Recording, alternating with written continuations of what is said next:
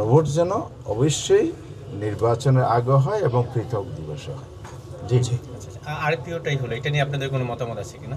না, আরপিওর ব্যাপারে আমরা তো আগে বলেছি, গভর্নমেন্ট যেটা ডিসিশন নিয়েছে, যেহেতু 2 মাস ধরে কোনো রাজনৈতিক দলের কোনো অভিযোগ ছিল না, এটা পাবলিক হয়েছে, তাহলে আপনি 2 মাস ধরে কোনো কথা বলেন নাই, হঠাৎ করে আবার এটা উপদেষ্টা পরিষদ 23 তারিখ সিদ্ধান্ত নিল, আপনি একটা কমপ্লেন দিলেন, এটা কোনো যৌক্তিকতা নাই, চেঞ্জের সুযোগ নেই। আমরা বলেছি সেই ভিত্তিতে অলরেডি মানে গভর্নমেন্ট তার সিদ্ধান্তে অনড় আছে, গেজেট প্রকাশ করেছে, আমরা এটাকে ইতিবাচকভাবে দেখি। দলের সেক্রেটারি জেনারেল বলেছিলেন যে নভেম্বরের মধ্যে গণভোটটা আয়োজিত করার জন্য।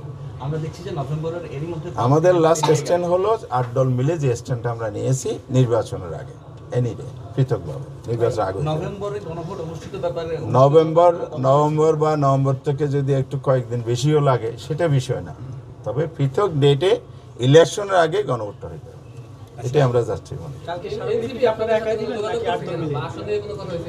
মানে জোটের বিষয়ে আপনারা কি ভাবছেন? আমরা বারবার যে কথাটা বলে আসছি, আমরা 8টি দল একত্রিত হয়েছি সংস্কার এবং আগামী নির্বাচনের একটি সুন্দর পরিবেশ এবং নির্বাচনী আইন সংস্কারও এর মধ্যে আছে। আলটিমেট হচ্ছে আমরা কি চাই, মানুষের ভোটাধিকার নিশ্চিত করতে চাই, দেশে সুন্দর একটি নির্বাচন হোক, এটি চাই।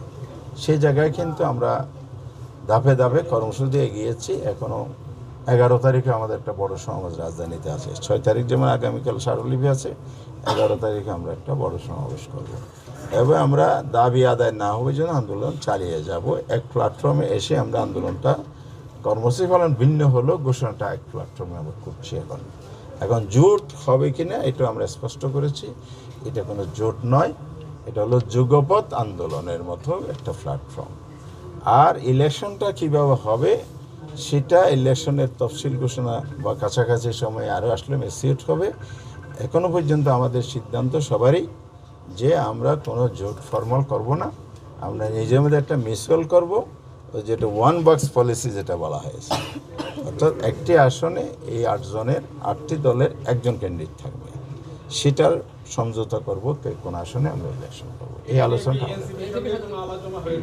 এটা আমাদের শুধু ইসলামী দল নয়, বাংলাদেশে আরও দেশপ্রেমিক বিভিন্ন দল আছে, সব দলের সাথে আমাদের যোগাযোগ সম্পর্ক আছে, যারা আমাদের এই দাবি দাওয়া সাথে ফেয়ার ইলেকশন সিনসিয়ারলি চায়, দেশ এগিয়ে চায়, সংস্কার হোক চায়, তাদের সবার সাথে আমাদের যোগাযোগ আছে।